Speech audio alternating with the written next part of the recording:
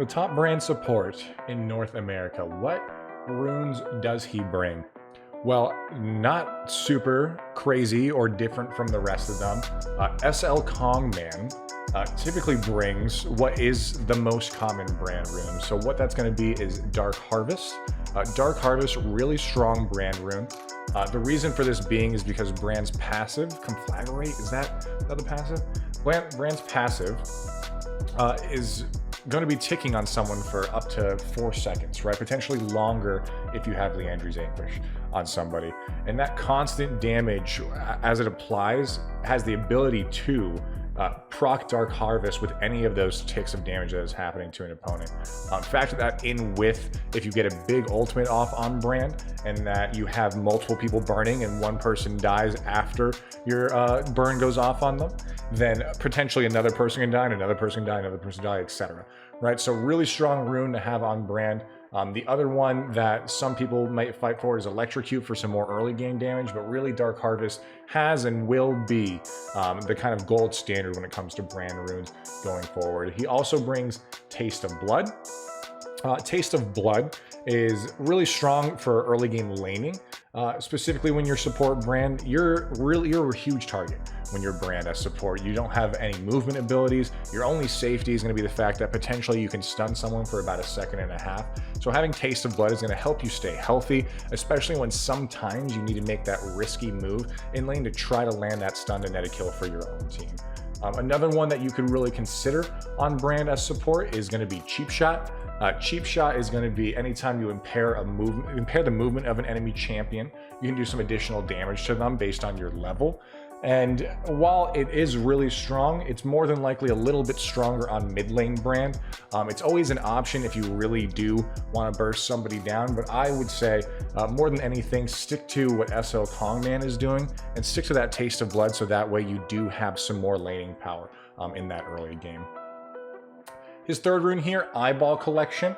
Eyeball Collection is going to be really kind of working in conjunction with the fact that you are going to be somewhat of a budget mid lane when you're playing Brand support. Eventually, you can more than likely do a lot more damage in your mid lane as well, just depending on how the game flow is going. And Eyeball Collection is going to give you more adaptive damage, obviously AP with Brand, to hopefully push you even further into the game. If you wanted to be a little bit more defensive and play a little bit differently and try to offer a little bit more utility, quote unquote, for your team, you could go Zombie Wards. That's still going to give you some additional ability power, but keep in mind that if you get no sweeper until about 10 minutes, that you're really not going to be feeling the effect of Zombie Ward until later.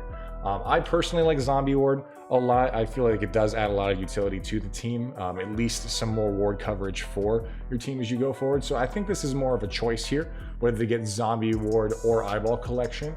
But if you'd like to play like a 70% win rate Brand player as support, then you would be going Eyeball Collection. And then finally, Ravenous Hunter. I don't believe there is a better selection on Brand here. That Omnivamp, even though Ravenous Hunter was recently nerfed in 11.5, I believe it was, is really strong on him, again, because you're doing consistent damage over time to potentially 5 targets on the enemy team, right? So having that constant heal coming into you is going to help your sustainability, and really, again, as you're a huge target as Brand, that might be what is the difference between you netting some additional kills or surviving as opposed to just dying really quickly in a team fight. Some other options here that you can run are Relentless Hunter. We talked about in our previous video for the top Lulu in EU, how they run Relentless Hunter on their secondary page. And the reason for that being is because typically everybody's going these tier 2 boots that are not going to be mobility focused. And if you want to quickly get to a team fight when you're kind of roaming around the map, then Relentless Hunter could be the rune for you. But as Brand support, where you're not roaming as much as you would be potentially a Lulu or something like, I don't know, like a Nautilus, right? Having that additional movement speed out of combat is not super worth it when Omnivamp is way more potent right now in healing.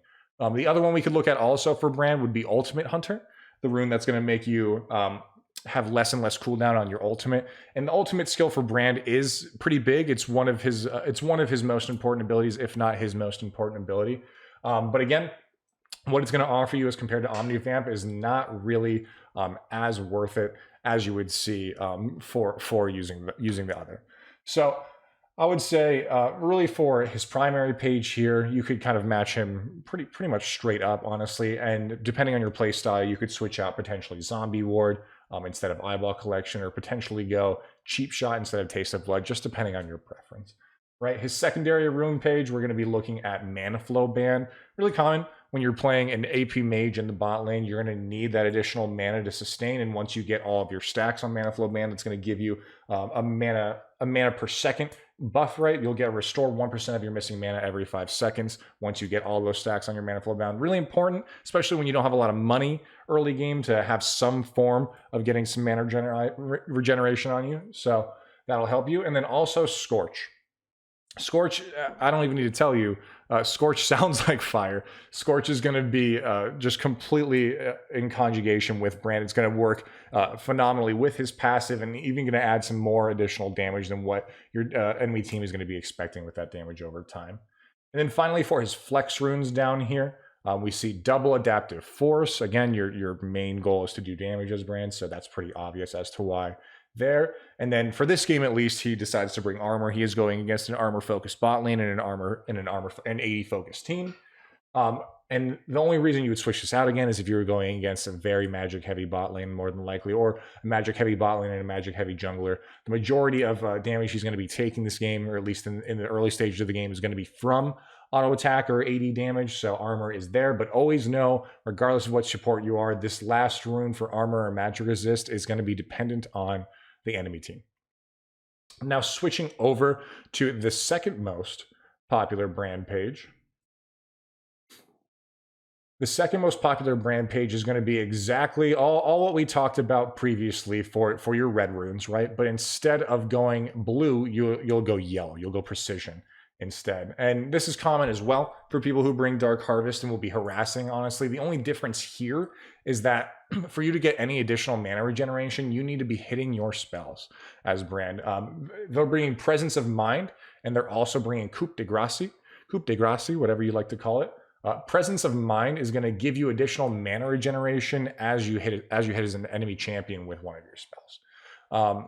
It will also give you 15% of your maximum mana back after you net a takedown, so an assist or a kill on someone. So it can be pretty powerful, but it's not going to be as powerful as having that Mana Flow Ban that we saw on the most primary Brand page, and also what SL Kongman is bringing. Really, the main reason for bringing precision instead would be bringing Coup de Grace. Right? Coup de Grace is, as enemy champions become below 40% health, you will be doing an additional 8% damage to them. And again, as a damage dealer, having that 8% could mean the difference, especially when you have the burn on them and they are ticking consistently below 40% health. So that's an option for you. Obviously, the flex runes are going to be the same as we talked about prior, but I personally do love the precision page. So give it a chance if you are trying out support Brand. The final page here is going to be looking at a complete flop. It's going to be like a basic mage or basic rune page that you see on a mage in the bot lane here, which is going to be bringing Comet to the bot lane, bringing Mana Flow Ban, as we talked about prior, bringing Transcendence, which is typically the only rune you will bring on a bot lane mage, and then again bringing Scorch, just like we saw on the main primary page. So I would say this rune page is okay. You're not guaranteeing a Comet hit ever, and you're not really scaling with Comet into the late game. You will be doing more damage earlier with a Comet page, but just overall, I think it's a little bit more lackluster. You're going to be doing a little bit less damage as the game continues. So I would honestly say potentially stay away from this page unless it is your preference. That's really going to be up to you and your game sense. Also, for the third most popular page here, they're bringing Biscuits, which is going to help with sustainability, even on top of that Mana Flow Ban, so that's phenomenal. And then also, as we see pretty typically as well, Cosmic Insight, going to give you some Summoner Spell Haste, going to give you some Item Haste. Overall, phenomenal, especially when you're so squishy as Brand. You're going to want your flash up more often than not. Finally, let's look at the skill order here. And with Brand, it's a little interesting. The main consensus and what SL Kongman brings is going to be maxing W first, which is your main damage, then maxing Q, which is going to be that fireball that stuns people, and then maxing your E, which is going to be your AoE ability. Really strong, and the reason why most people bring or max Q second as opposed to E second is the fact that you get some lower cooldown on Q. Your Q is also what we call a nuke ability, right? So it does a pretty decent amount of damage, and having that on a lower cooldown is going to enable you to stun people more often. Having that CC is very important. It's your bread and butter to go ahead and land EQ or WQ as branded. If you're trying to cycle through your spells and your Q is not available, you're hindering yourself and your ability to stay safe, to make a pick, etc., right? The other skill order that we see many brands bring, and that I believe is viable also is bringing maxing W first as your main damage ability, so that is obvious. Then we're going to be maxing E, and then of course maxing Q last. Maxing E second is going to help your team fight ability more than anything. E got a recent buff to where the range on it when somebody is ignited by your passive is going to be a lot bigger than what it would be just regularly. Right, so in a team fight area, right, instead of just landing EQW, what you could do if 3 or 4 or 5 champions are next to each other is land your W, then pop your E, and then pop your ultimate. This is going to give you a lot more damage throughout the whole team, as opposed to just one single target. And it's really again going to be up to preference for you. The biggest benefit here is the fact that as you're maxing E on brand, it's going to be reduced heavily as compared to just maxing Q. If you max Q from level 1 to level 5 on brand, the difference of cooldown is actually only going to be 2 seconds, from 8 seconds to 6 seconds, right? If you're maxing E on brand second, the cooldown is going to be about 1/3 less than what it was. It's going to be from 12 seconds to 8 seconds. So there's some pros and cons to both of these. Again, I'll leave you with SL Kong. Does primarily max Q in most of his brand games, again, for potentially that pick ability, potentially to stay safe, etc. But just as everything is in League of Legends, you can really build this based on if you have a team fight heavy team, if you find that you like E max second more than Q max second, it's really up to you. So with that, now that we've covered runes, abilities, and kind of skill order, let's hop in the game and see how SL Kong Man plays brand. So moving on into the game, we see SL Kong Man, let's just call him Kong from now on to make my life a little bit easier, is bringing Spell Thief's Edge, of course. I would say there's really no other support item you can bring on brand besides Spell Thief's Edge. You're really mana hungry as brand, and you're not farming. With your passive, if something is ignited by your passive, then you're going to get mana back if you're last hitting. But as a support, you're clearly not doing that, so you're really thirsting for some of that mana regen in lane. So bringing Spell Thief's Edge is going to be really your only option. I suppose if you're against a really, really heavy engage lane in the bottom lane, you could try to bring Relic Shield, but really not another option here. He does bring Ignite also. Again, going to synergize very well with his passive. And unless he was going against, again, a really heavy engage lane or a bot lane that could kind of hop in on him like Tristana, maybe Kai'Sa, that might be grounds for you to bring Exhaust, but really the primary summoner spell and what he runs about 85-90% of the time is going to be Ignite. So he's doing the nice thing, helping out his jungler down here, and if we're looking at his opposing bot lane, he's going against clearly what is a Shaco one-trick, and Shaco Ferenia. More of an annoying lane than anything for brand. What we'll probably see as he's laning down here is as he's attempting to land his stuns, Shaco, if he's good enough, which he more than likely should be because we're about master level, grandmaster level, is he will pop his box in front of the brand Q or fireball and prevent the stun. And that can be so frustrating when you're playing brand support that I'm curious to see if Kong will show us a way to get around that, to play around that in general. And he's also playing against a Jhin down here. Phenomenal news for him. Jhin has no movement abilities besides the fact that he has Fleet of Footwork on, it looks like, on his main keystone rune. So really not going to be able to move quickly or dodge out of the way unless he builds a Gale Force or unless he uses Flash to dodge out of the way of the Q, or if Shaco is able to get a box off on him. Great awareness from Kong Man to realize that the Shaco disappeared and is more than likely going to try to get that trap off on them. The one combo that this bot lane really has, this opposing bot lane really has, is that if Shaco ever lands a box and goes invisible like that, Jhin can immediately follow up with a W wall your field. So we'll be looking out for that combo. He'll more than likely also be looking out for that combo. Here comes another box that Kongman is not able to spot, and there we go. There's that combo, as I just mentioned, doing so much damage to Kongman, bringing him down to almost 200 health as he's trying to weave in as many Ws as he can. Of course, he starts with W. That's going to be your main poke ability, and then getting his second ability is going to be Q for that stun. We talked about it in his kind of skilling order, right? But your stun is so important in bot lane. If you get a stun off on someone, they're more than likely dead. There's that Shaco box blocking that fireball. That's going to be so annoying as the game continues. And hitting level 3, Kongman's able to level up his E as well. And that's going to be your bread and butter combo on brand. EQW, if you're able to get in range, the only downside with that combo is going to be that you have to be so close to someone to land it. There's the EQ, misses it, but gets off a W. And I believe, oh, he already procced Dark Harvest earlier, so is not going to be able to get a Dark Harvest stack here. Doing some good movement here, moving into the mid lane to try to help out. He's only auto-attacking. He's on some pretty solid cooldowns right here. Doesn't have the ability to really land any abilities as they continue. Does get an E off on somebody. But with that, his team goes up 2-0. Really great map awareness to move up and help with the Scuttle Crab around 3 minutes and 30 seconds when it spawns. And you always have to be aware of that. If you're the team moving up, if you have lane priority, or if your lane is pushed past the halfway point on whatever side you are on, blue or red team, know that hopefully your jungle's heading that way, and if they are, you need to move into the river faster. Another Shaco box into a Jhin W takes him down to about 150 health. He has to be so careful here to not get harassed anymore. If Shaco decides to go invisible on him and pop in there, he will more than likely die with an auto attack and an E. So, has to be so careful. What we haven't talked about is that his lane partner is Caitlyn. Caitlyn's awesome with anybody, any support that can snare up or stun or stop the movement ability from the enemy team. The reason for that being is that, let's say that Kong hits a stun on any of these bot laners down here.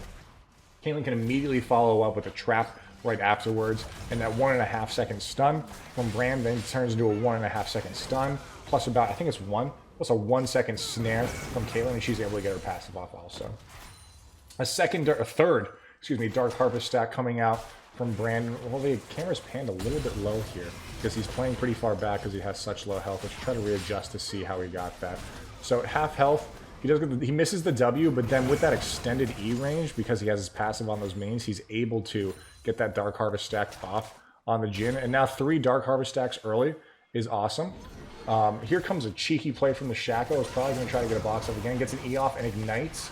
And Kongman gets his full combo with EQW, his bread and butter, off on the Shaco there, and is able to trade the kill. He gets the kill first before the Shaco is. So both AD carries are happy that they didn't die down here. Kong is going to go back and get 2 amplifying tomes. The other option you could go, especially if you like to be a snowbally player, is going to be Dark Seal. Early game, I like Dark Seal a lot, but with Brand having such low mobility, like we talked about previously, it's really risky to hope that your Dark Seal is going to stack up on him. So he does go for the amplifying tomes over mana regen, over anything like that, because at the end of the day, if we catch somebody with a Q in a full combo, they're just gonna blow up. So I don't hate the idea of getting 2 amp tomes. More than anything, prioritizes amp tomes, and of course, like we talk about in so much of our other support players that we've been watching, try to prioritize boots also. Movement is so important in season 2021 that if you have enough money, you can try to build that first, right? He'll probably end up going spell pen boots, I assume, and he sees that the enemy team is taking the dragon here. He's going to walk into a Shaco box and try to do all he can. TF's over here, takes out the Kha'Zix, so now they have no smite, and then a Q auto attack from Kong is able to take it. It looks like Shaco is just giving up, potentially waiting for his Q, but he'll get taken down by the Twisted Fate. And his team's 7-1 right now, and he has over 50% kill participation. Great movement from him, great vision, great decision making by him to go ahead and move to that dragon and focus the dragon while it had no health. Another kill that's off thanks to Kongman moving into river to help his team on the Akali there. She could have easily more than likely killed 2 of them if they were alone. But that extra damage from Cogman, that extra Dark Harvest stack helps them net that kill, and now hopefully get some plates as well for the bot lane. So they're in a really good spot overall. His Caitlyn actually has less kills than him. While is not a huge worry, of course, regardless of what support you're playing, you would love to see your AD carry thriving over you. But knowing how good Kong is on brand, I'm sure he's not upset that he has 2 kills. He'll happily become the AP carry that his team needs alongside the Twisted Fate. And we'll try to check out damage charts after this too to see how much damage he does in comparison to the rest of his team. So farming up here, he has a little bounty on himself. He goes ahead and wards the jungle. Always want to ward if you're pushed past half, as he was in the lane. Wants to be careful of any of these ganks because he's so fragile that we need to see somebody coming early. Could have probably pushed the ward a little bit further. You see this ward right here, but since they have the Scuttle Crab, that will help them get some vision unless someone hugs the wall in this point. And really what this is defending against is if somebody uses his blast plant and hops over into the bush. So not a horrible ward, but I would like to see it further out. I don't know what that second ward is doing there. And let's rejoin our friend down here. He does buy a Lost Chapter. Again, going to help with your mana problems. If you can get that early, you're a happy brand. That's for sure, because using your W over and over and over again, trying to harass, you're going to be losing so much mana. And having that additional kind of mana regen every time you level up is going to be mwah, chef's kiss as you keep going. He doesn't buy the level 2 boots yet. Surprisingly, that is a little bit different from what we've seen from our other top tier support players. Really prioritizing the fact that he has that mana regen. And I don't hate it.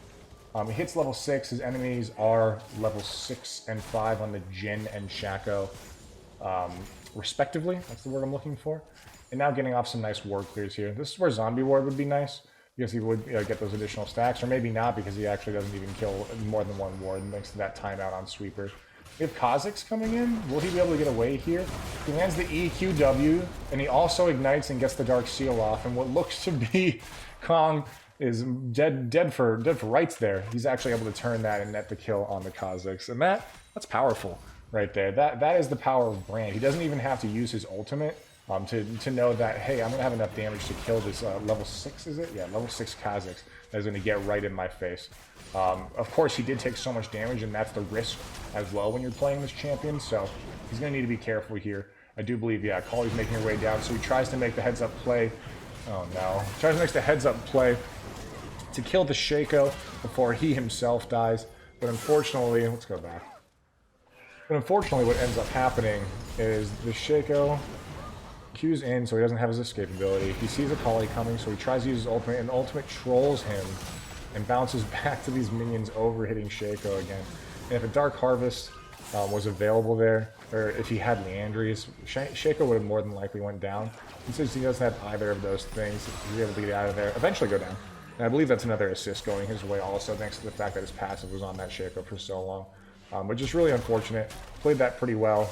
Oh my gosh, there's so many unfortunate things happening for this team. Caitlyn, one auto attack, or one long sword off killing this Jhin. The tables are turning, but we're not focused on the team. We're focused on Kong in the bot lane. Does switch over to Sweeper as soon as he got his upgrade for his wards for his Spell Thief's Edge. Is doing great in buying some additional control wards for his team. Also, only 1. Probably didn't have enough money for an additional. Oh no, he did. Tisk. Again, if you can buy 2 control wards, just do it. Just do it, guys. There's no point to not buy 2 control wards if you have the money for it, because eventually what could happen is, hey, somebody takes your 1 control ward, you need to reposition your control ward, and if you don't have one, it's a little silly. So it is what it is, though. Trying to save as much money as he can for himself. Clearing out some wards here. Trying to get some deep vision. Spots a pink ward. Spots 2 pink wards. Happy day when you're a support. You're like, ooh, this is my farm in the game.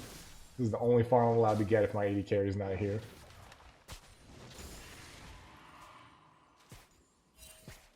And just continuing. He's going to take out this turret. Help push the lane. And we've hit a little bit of a dry spell of action. He's done good already to cover his side, to pop a ward over here. That'll help him with anybody trying to gank from the left-hand side, so that's super great. You could also potentially pop the ward here instead to try to cover all these lanes coming in. You lose some vision when you just pop this ward right here. But again, we see Kha'Zix coming in to try to kill. That ward that he placed earlier is going to make him aware of the fact. And the pink ward that he missed actually in this side brush is going to potentially play negatively for him. But TF Ultimate is going to help reveal everybody on the enemy team. And now they're caught out. What is this, 5v2? Yeah, 5v2, 4v2. Sorry, the Shaco clone. The Shaco clone messed me up as it messes everybody up. That's going to be his third death. And that's what I'm talking about. You got to be careful as a brand. You need to not overextend. The warding was great, but he more than likely at the end there should have kept walking back.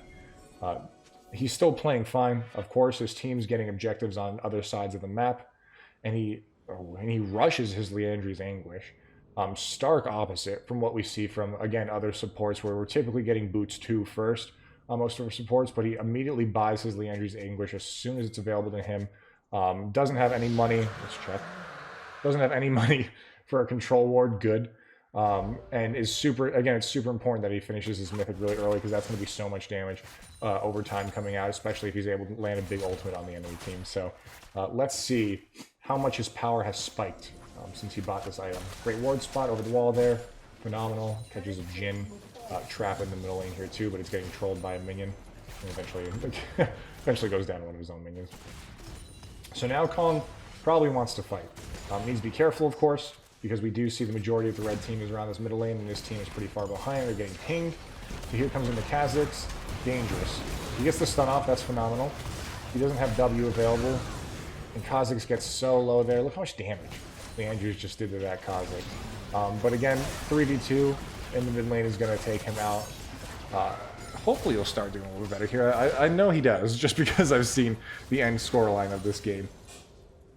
But this, if anything, this is a lesson on how safe you need to be when playing this character. You don't have any movement. He did all he could there by landing the stun, but unfortunately that was not enough. So running back to lane, this time makes my soul happy by buying 2 control wards like every good support should, if you have enough money to get that, but doesn't have enough money for anything else. So slowly saving up. I'm going to go rejoin his team in the mid lane here and see what else he can find. Sweeping anywhere he can, because again, when you have Shaco and Jhin on the enemy team, there's just traps aplenty, and of course you want to try to get some deep wards down as you can. Only is able to find 1 ward there, so a little unfortunate. But more than the majority of the rest of his team is doing, considering he is one of the only 2 people that have sweeper on his team. Oh, actually missed that. I'm sorry. Let's go back real quick.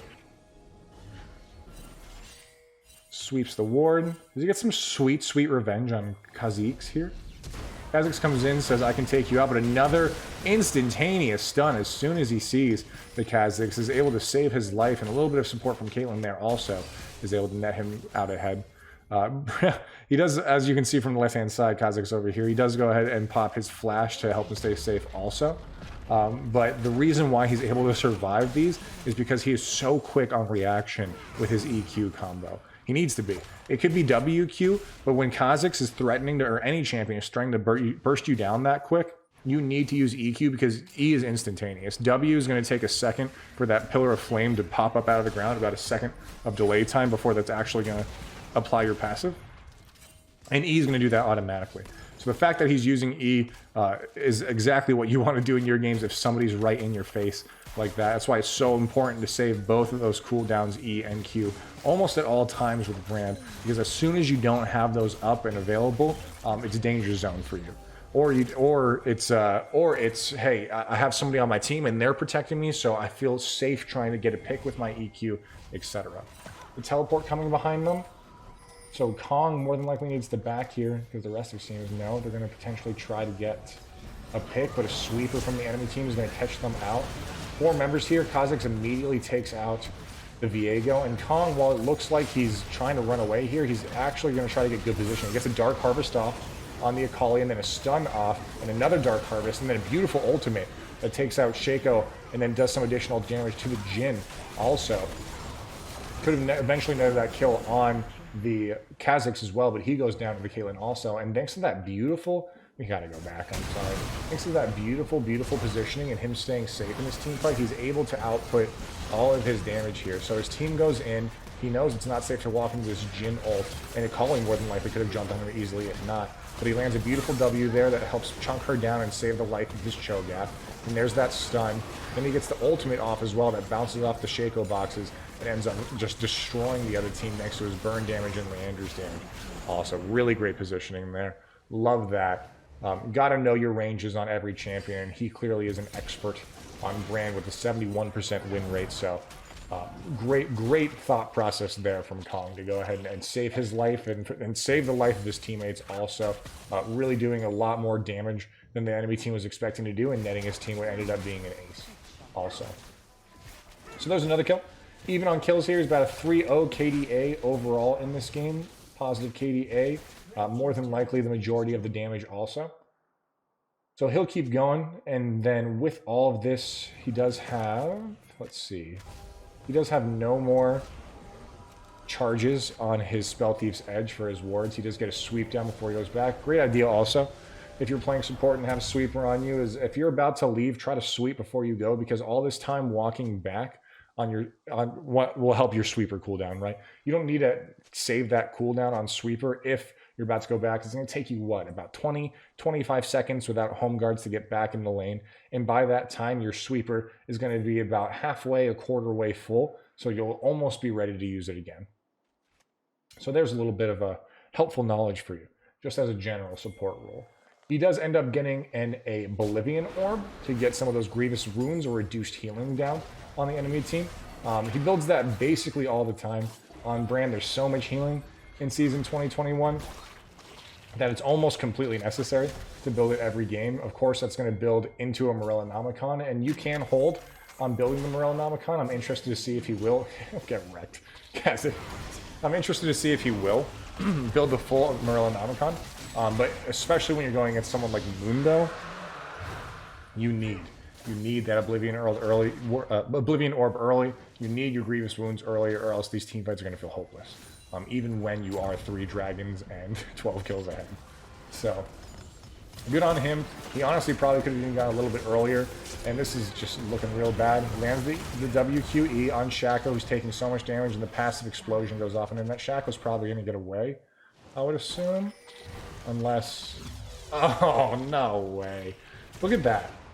Okay, let's go back for one last time in this game. Here's the WQ and then E, so he gets the full 3 passive off. And Shaco, he's 200 health here. He's probably like, I'm fine. I'm just going to walk back after I kill this ward.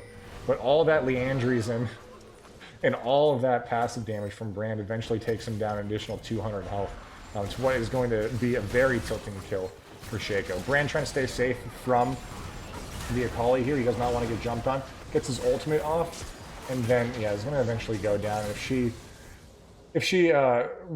wasn't so many levels ahead of him, he probably could have won that fight. Again, that's just support life. She's going to have more health than the Shaco, so she's going to be safe there from the burn damage, taking her down too low. But you saw that she got to about 100 health after all was said and done. So he was, that's the hard thing as support. He was trying to back up and stay safe, but you don't want to be that guy that just leaves your carry, your jungler, which was Viego, out there to dry. So he was trying to do all he could to help him out. Nice Cho'Gath. Cho'Gath doing Cho'Gath thing in the top lane.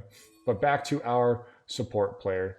He builds a Ruby Crystal, and also a Amplifying Tome as well. So more than likely actually going to build into that Morellonomicon next. We'll end up seeing. It would play very well. Again, considering there's a Mundo on the enemy team, there's so much healing in general in this season that having that additional Grievous Wound come out could be the difference maker, but they're pretty far ahead at this point. He just needs to make sure he stays safe. Dodges the Akali E just barely. Shaco somehow doesn't get Everfrosted. Boy! So much pillar damage coming out from Brand is going to be able to take out that Shaco before he's able to do anything else. And with that, he's going to work on the Baron with his jungler, while the rest of his team is scrapping in the mid lane. Pretty good call. That scrap's going to take a while, and Viego is a monster in himself. at taking out objectives just alone. And Brand, with his percentage-based health damage on these objectives, can also be a monster. So Baron's falling pretty quickly with just the two of them, thanks to the Leandries and the passive from Brand. And Viego just being completely balanced and stable champion that nobody needs to worry about. So, solid stuff coming out from them. Some additional sweeps coming out. Make sure they can push a little more here. Kong needs to be careful. He's so low health, but he does have his Cho'Gath in the middle to hopefully play some body blocking for him, some big bodyguarding for him. But just notice how far he's playing back right now against the enemy team. First of all, A, because he's about half health, and B, because he is Brand. So here comes out the Jhin ultimate. There's that bodyguarding we see from Cho'Gath. Thanks, big buddy. Appreciate you. I'm gonna call you again. He misses his Q. Now he's just completely vulnerable. He'll probably end up dying here. Waits for Akali to use her E, her second portion of her E, that gap close, to flash over the wall. Some big brain stuff happening there. And Cho'Gath taking up all that damage will eventually allow Kong to go ahead and walk in there with the easy Pillar of Fire to net that kill on Kha'Zix also. Just nuking people to their grave at this point, as a support also.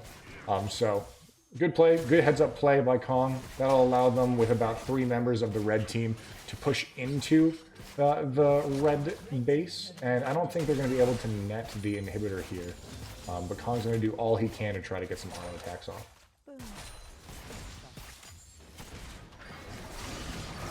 Shaco tries to come in, and Kong more than likely would have landed his combo if that annoying Shaco box, whatever you want to call him, wasn't in the way. But there's that annoyingness that we talked about early game coming out from what isn't a counter matchup, but it's just a counter play from that champion. So needs to be careful here. Like I cut out the E and the Dark Harvest, and that W damage just nukes him just to another world, that poor support champion. He needs to go ahead and skedaddle out of here because there's a whole backup coming from the enemy team. He's lucky that there are no wards around him where he'll get out of there and finally end up buying... Oh no. It's actually incorrect. It looks like what he's going for next is going to be a Rylai's Crystal Scepter. Another great item on Brand, considering with your passive, again, everything, in case you haven't noticed the theme here, everything that we're building on Brand works great in conjunction with his passive, right? Rylai's Crystal Scepter is going to be constant slowing on the enemy team because your passive, again, is applying magic damage for 4 seconds over and over and over again, right? So that slow ends up lasting what ends up being 4 or 5 seconds on the enemy team. Playing safe again in the team fight, making sure he's back. Gets a good ultimate off. It's going to bounce between the Kha'Zix and the Mundo. The Kha'Zix will eventually go down to the passive explosion, and then the enemy team here are going to try to run away and do anything they can to survive, but Mundo, being so tanky, might make it out. Nope. Twisted Fate's going to catch up to him. And they're going to go ahead and take what looks to be their sole point here for the blue team.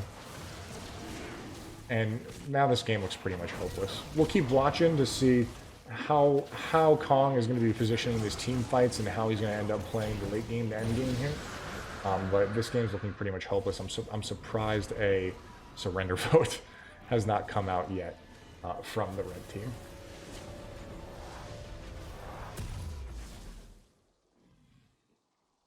And 1-2, buckle my shoe. I am just completely in wrong here. He actually doesn't end up buying the Rylai's Crystal Scepter, which used to be common on Brand about 2 seasons ago. He buys the other burn damage item that turns out to be Demonic Embrace, right? So while Leandries, these items are pretty gosh dang similar. The only difference here being that this will give you some additional armor and magic resist over time, and this is a mythic item that's going to give you raw damage over time, right? So also, Demonic Embrace is going to give you 1.2 max health burn damage over 4 seconds, as we can see right here, and then also give you some additional tankiness, right? And Leandries is going to do...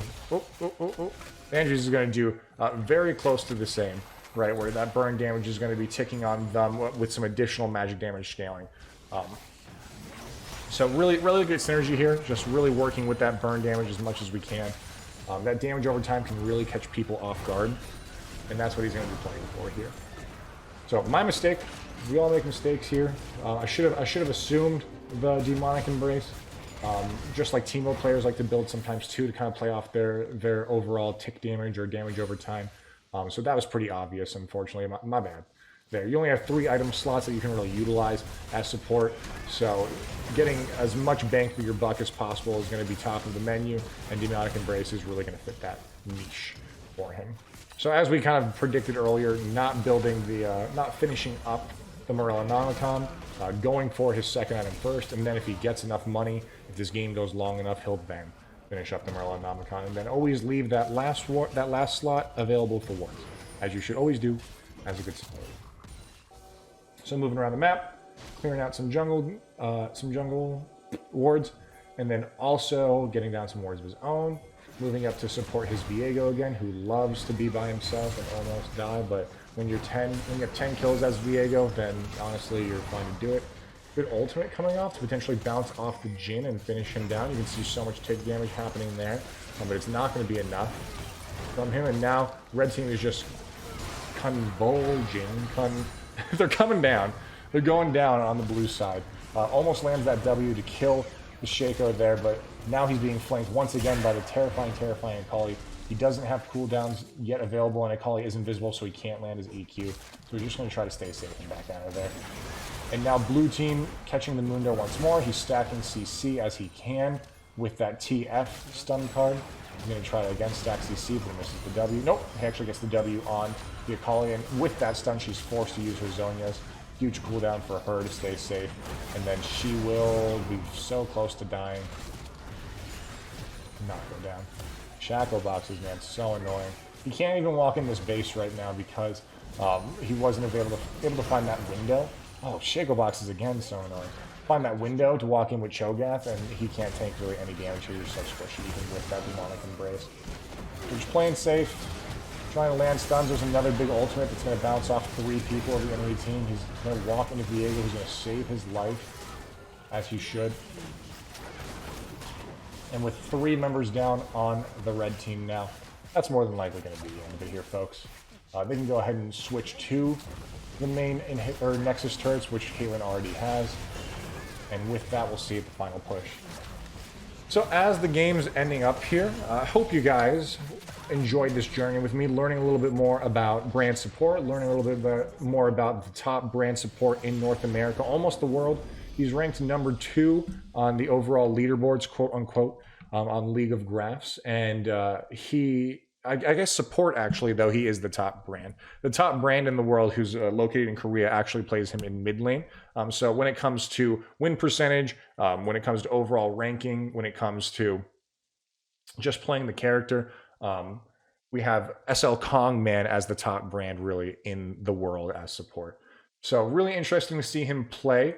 Not too crazy off kilter for what you would more than likely build for yourself, but hopefully watching him kind of in the process and land those really clutch Qs and stuns and play really safe, knowing that he is so much of a squishy champion and has no disengage, helps you bring that into your game, because I know I'm going to bring it into mine being a brand fan myself. So thanks y'all for watching. If you made it this far, tell me in the comments who or what you'd like to see next. I'd love to know. And have a great day or night or weekend or whatever it is for you. Peace.